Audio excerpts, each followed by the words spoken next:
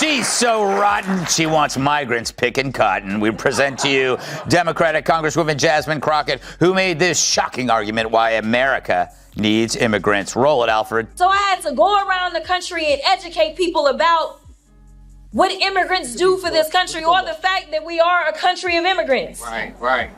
The fact is, ain't none of y'all trying to go and farm right now. Okay, so I'm lying. Raise your hands. This is when the wheels fall off. You're not. Jasmine Crockett marched into the spotlight, convinced her eyeliner and attitude would be enough to command silence in the room. But what she didn't realize was that Greg Gutfeld and Megyn Kelly were lying in wait like a wrecking crew, armed with razor-sharp wit, undeniable facts, and absolutely no patience for cheap theatrics. Greg wasted no time.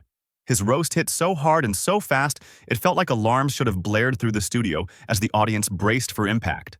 It's just, that's what she does. She puts out this video of her acting in a certain way, and that's how she fundraises. Mm-hmm. We actually did a bit of a deep dive on her after my old colleague from Fox News, Todd Starnes, posted something on X not long ago, Walter. He posted the following. Jasmine Crockett wants you to think she's from the hood, that she grew up on the streets. The exact opposite is true. She attended an exclusive day school where tuition is nearly $35,000 a year. She also attended Rhodes College, a private school where tuition is nearly $55,000 a year. She's cosplaying a gangsta. So we looked up her background. She was born in St. Louis. She's 43. Her dad was a Baptist pastor and a teacher. Her mother worked in a post office.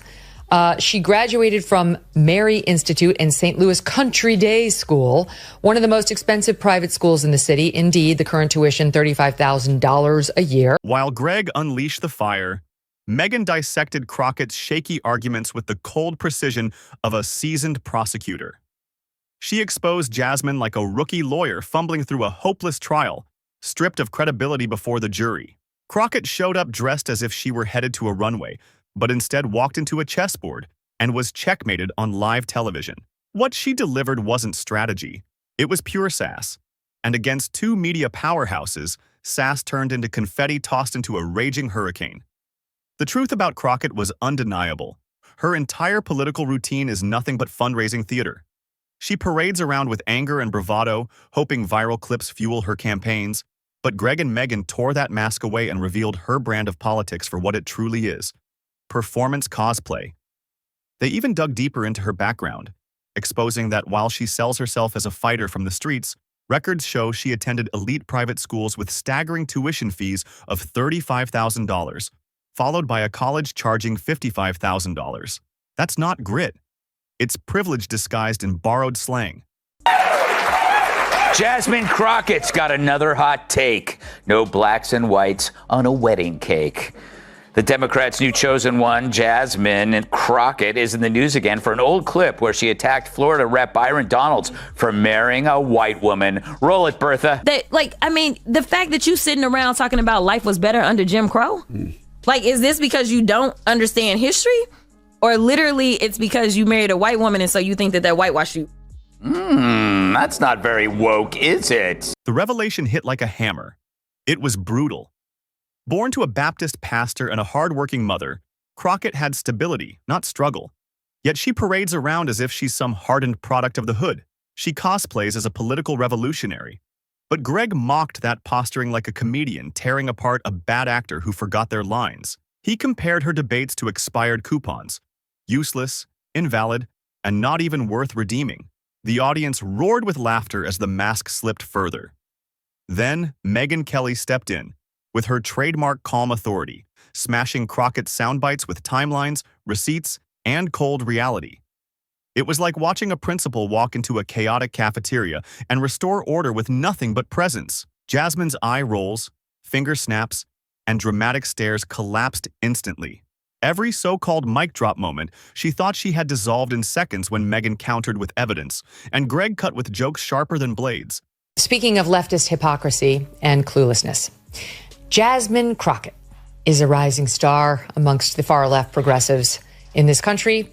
She's a representative from Houston, Texas, of all places, which makes no sense because she seems to be far too left for Houston, but apparently not because they elected her. It must be like, Orange County in California being like the one outlier in an otherwise uniformly state, like all red with the one blue, all blue with the one red. Okay, so Jasmine Crockett got up at a Los Angeles dinner this past Saturday, and it was hosted by, this is perfect, the Human Rights Campaign. The showdown exploded when old footage of Crockett resurfaced, mocking Byron Donalds for marrying a white woman, and her hypocrisy was laid bare for everyone to see. The crowd recoiled in shock as the very words she thought made her sound bold instead exposed her as petty and mean. Greg seized the moment, cutting into that hypocrisy with the precision of a surgeon, pointing out that Crockett doesn't deal in policy, she deals in performances. And when the act collapses, there's nothing left but an empty echo. Megyn's dismantling went even further. Cold, methodical, and devastatingly thorough. She treated Crockett's record like an IRS audit, leaving no stone unturned. Every brag Jasmine made about fighting for the people crumbled under the weight of simple truth. Watching her in that moment was like watching someone fling mashed potatoes in a food fight, oblivious to the cameras capturing every slip, every smirk, every glare in crystal clear 4K. Each mistake instantly transformed into viral material, destined to be replayed endlessly online. That was 3 years ago. The ones of her just sounding like a normal person talking. 3 years, it's not like that was 20 years, but then she moved to Mississippi for all that time. That was 3 years ago. She sounded like a totally normal person. It's only now she's got her accent and she's going to kick everybody's ass. It's such an affectation. Greg didn't even break a sweat as Crockett tried to fire off her one-liners. He smirked, looking so unimpressed. It was as if he could solve a Sudoku puzzle mid-debate and still crush her before she finished speaking. Jasmine turned every sentence into performance art, mistaking the House floor for a Bravo reality show. But this wasn't Bravo. It was a demolition derby of words. And she was pedaling a tricycle straight into monster trucks. Megyn Kelly's very presence shifted the entire energy of the room. Calm, composed, and utterly unshaken. Years of sparring with presidential candidates had made her a force Crockett couldn't begin to match. The verdict was obvious. Crockett's brand of loud hashtags and viral outbursts collapses the second it's stripped of theatrics. What remained was nothing more than a flimsy shell of a politician with more style than substance. This wasn't just a takedown. It was a masterclass in exposing the sharp divide between empty noise and real knowledge. Is she making any point there?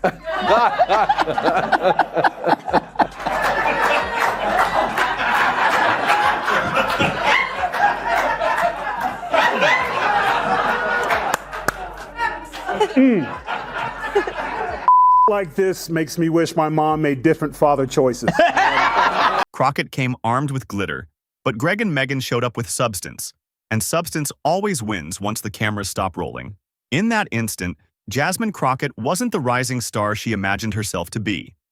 She was the punchline of a roast so sharp, so public, and so undeniable that even her own supporters had to admit she'd been checkmated on live TV. Her defenders tried spinning her outbursts as passion, but Greg and Megyn shattered that excuse into dust. Passion without facts isn't power. It's just noise. And they exposed her noise for exactly what it was. Greg's sarcasm sliced through the chaos like a buzzsaw. He mocked her theatrics as nothing more than a cashier scanning expired coupons, quickly dismissed, utterly worthless, and not worth a serious second of debate. Megyn didn't need theatrics. She calmly lined up Jasmine's contradictions and knocked them down one by one. It was like watching a grandmaster wipe the board clean against an amateur who thought waving their arms counted as strategy. Jasmine tried to rely on her infamous glare, that signature stare she clings to when her words run dry. But Greg and Megyn laughed at it like a magician revealing their final trick, only to find the audience already knew how it worked. When Crockett shifted into outrage, Greg delivered the ultimate humiliation, a dry smirk that said more than words ever could. That single smirk dismantled her entire act in an instant. So this is funny. Jasmine Crockett sits on the Judiciary Committee, and about a month ago, Walter, I testified.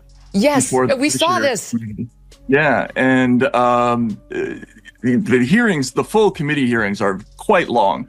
You can be there for over 4 hours. So, and they let the most junior members ask questions last. So I had to sit for quite a long time. And then at the very end, Jasmine Crockett, who I had never heard before, suddenly started screaming at me and Michael Schellenberger. And when you're a witness in Congress, you have to pay attention to what everybody says, because you never know when you're going to be asked an actual question and allowed to, maybe even allowed to speak. But I could not understand what she was saying. She was moving from one thing to another, and she was doing all that code switching stuff with the y'alls and y'all eyeing on this and everything. Megyn hit even harder with facts Jasmine couldn't escape. She pointed directly to Crockett's privileged background, expensive schools, and a polished upbringing that clashed completely with her fake fighter from the streets persona. The hypocrisy was staggering, and the contrast was brutal. While Crockett shouted, posed, and pouted, Megyn remained calm, steady, and relentless. Armed with receipts that spoke louder than all the noise, it was like comparing a high school debate dropout to a Supreme Court argument. One side crumbled while the other dominated with ease. Greg piled on with razor wit, mocking Jasmine's outrage as nothing more than congressional slam poetry. Loud, dramatic, but utterly empty. The audience roared because the comparison was too perfect to ignore. Megyn wasn't finished. She tore apart Crockett's congressional record, exposing it as little more than failed group projects where her only contribution was adding emojis to the PowerPoint slides. The humiliation was devastating. Crockett's hypocrisy became clearer with every passing second. Just a few years ago, she sounded like a polished politician eager to serve. Yet now she code switches and exaggerates accents, desperately trying to play a role she was never meant to play. Greg crushed that act by pointing out the obvious. Authentic leaders don't reinvent themselves for the cameras. He mocked her theatrics, saying she was less a congresswoman and more like a YouTube reaction channel in a blazer. Megyn, stone-faced and unshaken, sliced deeper still. She compared Crockett's soundbites to glitter on a lawsuit, flashy, shiny, and completely meaningless once the dust settles. This woman, I've had about enough of her. She wants to be like a member of the squad. She thinks of herself like an AOC. She talks like, she's from the hood. Meanwhile, she grew up in a nice family. She didn't talk like this 3 years ago. 3 years ago, she sounded like you and I sound in this conversation. Like, I'm really excited to be going to Congress. I can't wait to get started on my new job. And now she's like, we need to smack him in the head. We know that we work for the American people. And what we not gonna do is stand around while they pull this that they trying to pull right now. Like, what? What do you, we have videotape. Why are you talking like that? No one believes this bull. And now she's graduated to acting like a thug. So congratulations, your term in the U.S. Congress is going really well. That was a great impression. The truth was brutal, and there was no escaping it.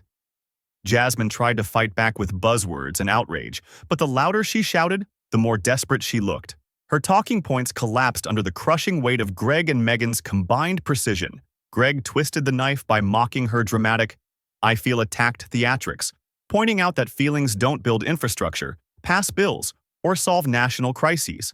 The audience erupted. Finally, someone had called out the absurdity. Megyn doubled down, treating Crockett's career like a Netflix special titled How Not to Govern. Every clip, every viral moment, every exaggerated glare, Megyn exposed it all as branding, not real service. Jasmine looked less like a leader and more like a talent show contestant, praying that sass alone would carry her through. But Greg and Megyn weren't talent show judges. They were cultural wrecking balls, and they left nothing standing. The conclusion was undeniable. Crockett's brand of hashtags and viral tantrums cannot survive once the theatrics are stripped away. What remained was a hollow shell of a politician with more style than substance. This wasn't just a takedown, it was a masterclass in exposing the sharp difference between empty noise and true knowledge. Crockett came with glitter, but Greg and Megyn brought substance, and substance will always win when the cameras stop rolling. Do you share your boxcar with people of color? I do. Yeah. My boxcar does not know race, does not know gender. It is a welcome space where only deodorant is not welcome. I like this Jasmine Crockett lady, right? It's a great name, isn't it, for a villain? Yeah. Crockett is the whitest last name you could ever have. Yeah. I'm gonna throw that out there. Sonny Crockett, Miami Vice. Yes. It's like the whole thing is like, because I've seen her, she's very well spoken, and then she gets on certain programs and lets it. So maybe this whole thing is like a Netflix documentary, like a new spin on Dr. Jekyll and Mrs. Hyde. In that moment, Jasmine Crockett wasn't the rising star she imagined. She was the punchline of a roast so sharp, so public, and so undeniable that even her own supporters had to admit she'd been checkmated on live television. Her defenders scrambled to spin her meltdown as passion, but Greg and Megyn reduced that excuse to dust. Passion without facts isn't strength. It's noise, and they exposed her noise for exactly what it was. Greg's sarcasm carved through the chaos like a buzzsaw, mocking her antics as if she were a cashier scanning expired coupons. Dismissed instantly, useless, and not worth serious debate. Megyn didn't even need theatrics. She calmly lined up Jasmine's contradictions and knocked them down one by one. It was like watching a grandmaster obliterate an amateur who thought flailing arms counted as strategy. Jasmine leaned once more on her infamous glare, that overused stare she hides behind when words run out. But Greg and Megyn had seen it all before, and they laughed at it like a magician performing a trick the audience already knew. When Crockett shifted into outrage, Greg delivered the ultimate humiliation. A dry smirk that said more than 1,000 words. That single smirk dismantled her entire act instantly. Then Megyn hit harder, pulling up the undeniable receipts of her privileged past. Elite schools, expensive upbringing, and a polished path that contradicted her false fighter from the streets story. The hypocrisy was staggering. The contrast was devastating. While Jasmine shouted and posed, Megyn remained calm, steady, and relentless with the truth. But she is going to be the gift that keeps on giving. Yeah. You are going to be so glad she Keep popped her up around. on the scene. That's going to make up for the White House Correspondents' Dinner. She's going to we're going to get a segment a day from her. Like, this is, if you're going to talk about black history, at least know it. This is, at least know it, okay? But it goes back to, that was 45 seconds of some of the, like, Kamala, you good right now. That was some of the dumbest I ever heard in my life. Here's the thing. This goes back to what we talked about earlier. They never have a solution. Just listen to your dumbass talk. You want to talk about agriculture? Why don't you fix the lottery? Why don't you make it easier for people who want to come into this country to work in agriculture and equitation? It was the sharpest contrast imaginable, like a high school debate dropout, facing off against a Supreme Court argument. Greg piled on, ridiculing Jasmine's performative outrage as nothing more than congressional slam poetry, loud, dramatic, and completely empty. The audience roared because the comparison cut too close to reality. Megyn struck again, dismantling Crockett's congressional record with surgical precision, revealing her so-called contributions looked more like failed group projects where her only input was adding emojis to the PowerPoint slides. The humiliation was absolute. Crockett's hypocrisy grew clearer with every moment. Just 3 years ago, she spoke like a polished politician eager to serve, yet now she code switches and exaggerates accents, desperate to play a role she was never meant to play. Greg obliterated that charade, reminding everyone that real leaders don't reinvent themselves for the cameras. He mocked her endless theatrics, saying she was less a congresswoman and more like a YouTube reaction channel dressed in a blazer. Megyn, stone-faced and precise, cut even deeper, comparing Crockett's soundbites to glitter on a lawsuit. Loud, shiny, but utterly meaningless once the dust settles. The truth was undeniable. Jasmine tried throwing buzzwords and outrage into the fire, but the harder she pushed, the more desperate she appeared. Her talking points collapsed under Greg and Megyn's combined precision. Greg twisted the knife by mocking her "I feel attacked" routine, reminding everyone that feelings don't build roads, pass laws, or solve national crises. The audience erupted. Finally, someone had said it. Megyn doubled down, treating Jasmine's career like a Netflix special titled "How Not to Govern." Every clip, every smirk, every viral glare, exposed as branding, not service. Crockett looked like a contestant praying sass would carry her through, but Greg and Megyn weren't judges. They were cultural wrecking balls, and they left nothing standing.